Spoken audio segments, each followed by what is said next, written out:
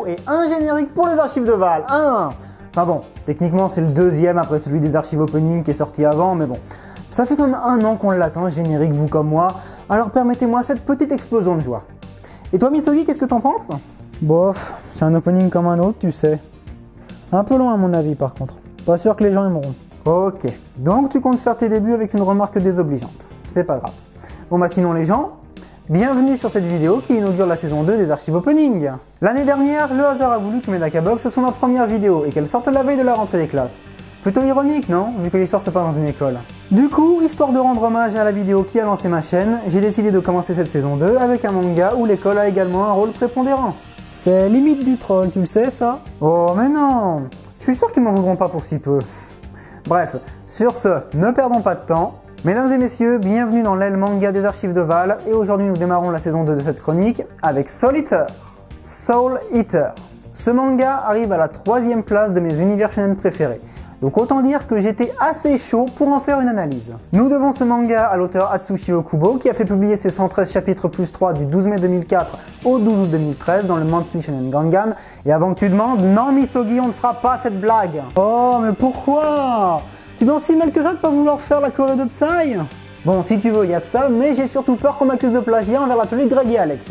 Avec le blond qui fait des études de droit, j'imagine pas les procès qui pourraient me coller au cul les deux. Sinon, Solitaire dispose d'un animé de 51 épisodes pour lesquels il faut remercier le studio Bones, ainsi que d'un spin-off intitulé Solitaire Note, que je n'aborderai pas dans cette vidéo, faut pas déconner non plus. Mais à part ça, de quoi ça parle Solitaire? Bah je vais vous le dire. Alors là par contre, t'as pas l'impression que tu plagies le chef otaku? Pas vraiment, étant donné que lui-même a déjà plagié Laurent Gérard. Bah je vais vous le dire. Alors plagier un plagieur... Bref, bienvenue à la Shinigami Buki Shokunin Sen Mangako, plus communément appelé Shibusen. Dans cette école quelque peu particulière, les élèves suivent un cursus non moins particulier qui consiste à tuer des gens. Meilleur BTS du monde, non? J'irai pas jusque là personnellement, toujours est-il que les élèves de Shibusen forment des équipes après avoir été distingués en deux catégories. D'un côté les armes qui ont le pouvoir de se transformer en armes, sauf erreur de ma part, et de l'autre les manieurs qui manipulent les armes une fois qu'elles sont transformées. Une fois ces équipes formées, les élèves ont en guise de travaux pratiques de récupérer les âmes de 99 criminels ainsi qu'une âme de sorcière, afin que l'élève arme obtienne un power-up et le statut de Death Sight, dans l'éventualité où apparaîtrait un grand dévoreur, c'est-à-dire grosso modo un psychopathe qui bouffe les âmes de tout ce qui bouge. Il paraît que ça rend plus fort de manger des âmes. Et si j'essayais? Oh, je peux t'assurer que tu es le dernier à en avoir besoin, Misogi. Bref, maintenant que le cadre est posé, intéressons-nous aux personnages. Tout d'abord, le casting principal nous est présenté dans les 3 prologues du manga. On rencontre en premier Maka Albarn et Soul Eater Evans dans l'allégorie de l'ange de la mort occidentale, puis arrivent Blackstar et Tsubaki Nakatsukasa, un duo de ninjas assassins, et enfin Dev the Kid et les sœurs Liz et Patty Thompson qui prennent l'habit des tueurs à gages modernes. Et attends, juste un truc, pourquoi t'as dit 3 prologues et pas 3 premiers chapitres? Très bonne question, Misogi. Eh bien tout simplement parce qu'éditorialement parlant, il s'agit de 3 one-shots respectivement intitulés Soul Eater, Blackstar et Dev the Kid, qui ont pour originalité de se dérouler tous les 3 dans le même univers. Et seulement après, le manga Soul Eater a démarré sa publication dans le MS Gangan. A partir de là furent introduits le reste des personnages, à commencer par Maître Shinigami, le directeur de Shibusen, Spirit Albarn, le père de Maka et actuel Death Sight de Maître Shinigami, un professeur zombie de Shibusen appelé Sid, ou encore le docteur Frankenstein, que j'ai d'ailleurs toujours soupçonné d'avoir un lien de parenté avec toi, Misogi. Je vois absolument pas de quoi tu parles, Val. Comme si j'avais quoi que ce soit en commun avec ce savant fou. C'est ça, reste dans le déni. En attendant, Soul Eater continuera avec toujours plus de personnages, tantôt très attachants, tantôt méga flippants, et tantôt extrêmement relou. Sur ce, nous en avons terminé avec la présentation générale du manga, passons maintenant à son analyse. Et je n'attendrai pas la fin de la vidéo pour le dire, Soul Eater est un très bon manga. Tout le monde ne sera peut-être pas fan de son univers pour le moins décalé, mais objectivement parlant, il y a vraiment très peu de reproches à lui faire. Pour commencer, la forme concorde parfaitement avec le fond. J'y reviendrai un peu plus tard dans la vidéo, mais pour l'instant, gardez à l'esprit que l'un des thèmes de Soul Eater est la folie. Eh bien je félicite Okubo Sensei pour avoir su créer un si bon accord entre l'ambiance des scènes et la manière dont elles sont représentées. Car si lors des moments entre guillemets calmes de l'histoire, le dessin semble tout ce qu'il y a de plus normal, il suffit que la folie intervienne dans les événements pour que les images que l'on regarde pètent un câble à leur tour. Le meilleur exemple que j'ai trouvé pour illustrer cet argument est le combat contre Arachné, mais je vous rassure, il n'y aura aucun spoil dans la démonstration qui va suivre. Sur un total de 14 pages, les 7 premières montrent des scènes que l'on pourrait qualifier de scènes d'esprit. Puis la folie commence à apparaître dans la 8e page et grandit de plus en plus pour au final recouvrir toute la page 12, cadre compris. Et pour finir, les cases réapparaissent pour que l'histoire puisse reprendre. Mais bien sûr, pas avant de nous montrer une dernière fois les dégâts que cet accès de folie a provoqué. Attends, ça c'est de la folie ? Arrête, on dirait juste qu'ils sont en train de faire un trip aux acides. Oh mais tu sais Misogi, c'est normal que toi tu ne comprennes pas ce qu'il y a de fou dans cette scène. Ah bon ? Mais évidemment, tu es déjà bien trop dérangé dans ta tête pour que le concept de folie ait encore un quelconque effet sur toi, voyons. Ah bah c'est cool alors. Bah merci du compliment. Ouais c'est ça, un compliment. Bref, revenons à notre analyse. On vient de parler du dessin, donc de la couche superficielle de l'œuvre. Passons maintenant à l'une des couches intermédiaires, c'est-à-dire les personnages. Et là, je tiens à prévenir ceux d'entre vous qui n'ont jamais lu ou regardé Solitaire, les personnages de ce manga sont assez excentriques dans leur genre. Pour n'en citer que quelques-uns, vous avez Black Star par exemple, l'égocentrisme personnifié dont voici la typique entrée en scène.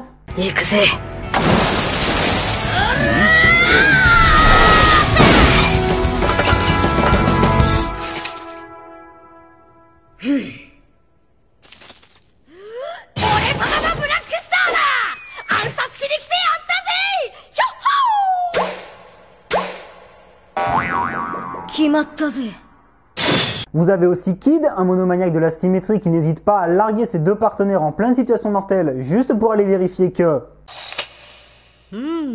やはり気のせいだったか。素晴らしい。さてと、リズとパティが待ってる。戻るか。 Vous avez aussi le Dr Stein qui est l'exemple vivant de l'expression avoir perdu un boulon, au sens propre comme au sens figuré d'ailleurs.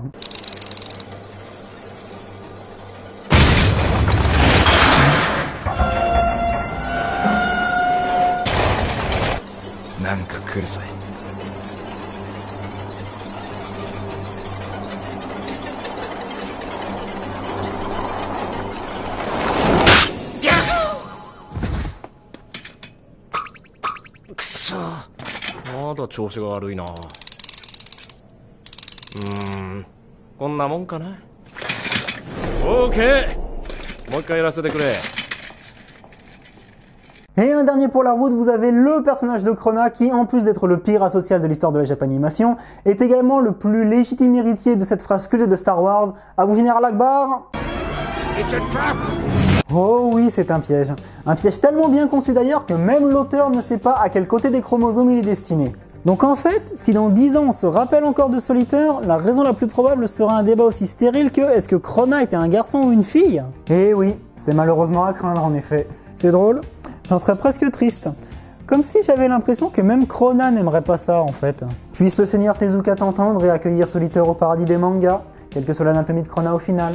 Sinon, pour les autres persos, il y en a qui sont assez marrants et sympathiques, genre Ox et sa coupe de cheveux en mode prise électrique, Justin et son fanatisme à peine saoulant pour les autres personnages, Blair et sa pudeur moins qu'inexistante, et au milieu de tout ce petit monde, Maka et Saul donnent l'impression d'être les seuls à encore avoir la tête sur les épaules, et mon dieu que cela leur est conseillé pour survivre dans cet univers rongé par la folie.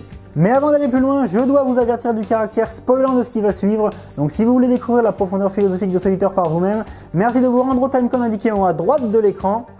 Pour les autres, bienvenue dans le monde dangereux et contradictoire de la folie.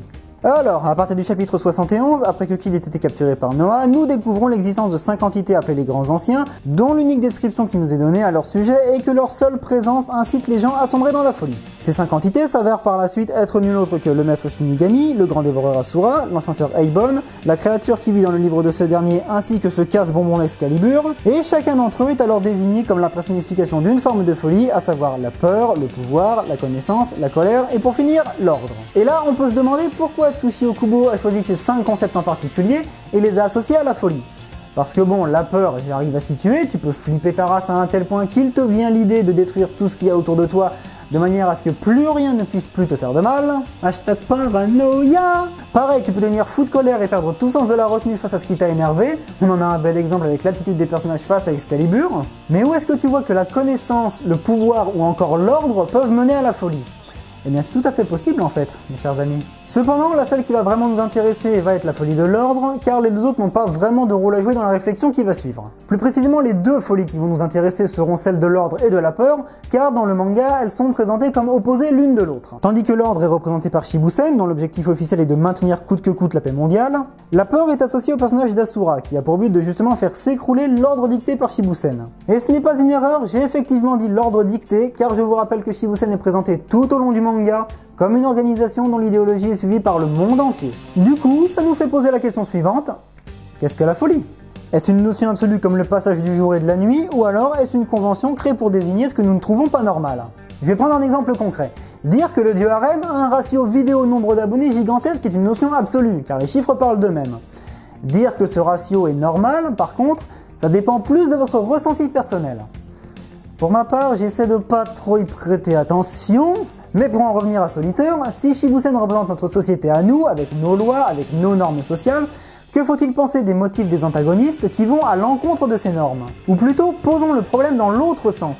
À supposer que l'ordre puisse mener à la folie au même titre que la peur, est-ce que ça voudrait dire que les normes sociales auxquelles nous sommes habitués sont une sorte de folie? Je demande ça parce que du point de vue des antagonistes, c'est-à-dire Asura, Justin, Kaguya, ils sont contre Shibusen parce qu'ils ne supportent pas les wait. C'est quoi cette erreur d'image là?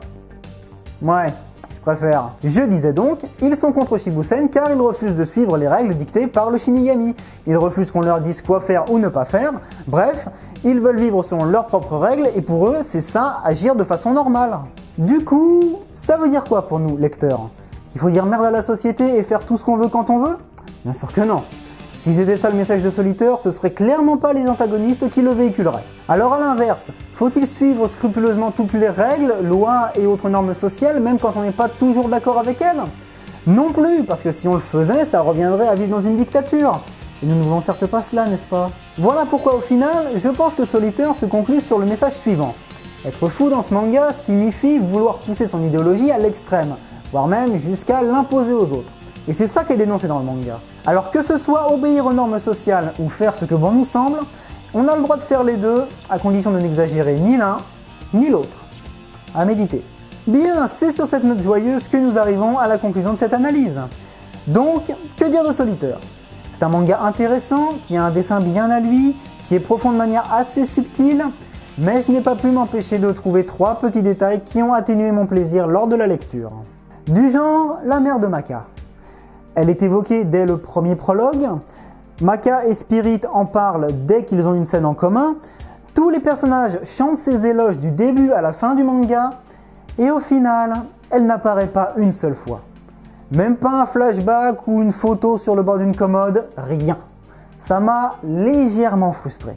Ensuite, au niveau des antagonistes, c'est triste à dire, mais il n'y en a qu'un seul chez qui j'ai trouvé ce qu'on appelle du charisme, c'est Medusa.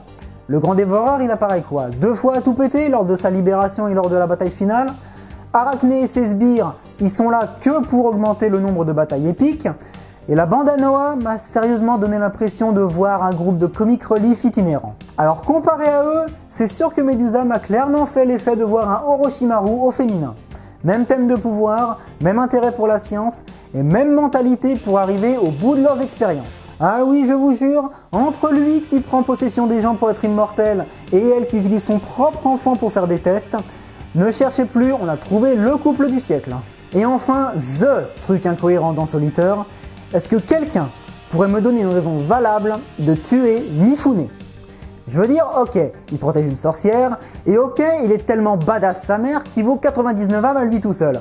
Donc rapide calcul, tu prends l'âme de Mifune, tu prends l'âme de la sorcière, et pof, une Death Size dans la poche. Sauf que, la sorcière en question, c'est une gamine, avec un cerveau de gamine. Durant tout le manga, elle fait pas un seul coup de pute à qui que ce soit. Et Mifune, son seul objectif, c'est de protéger cette gamine.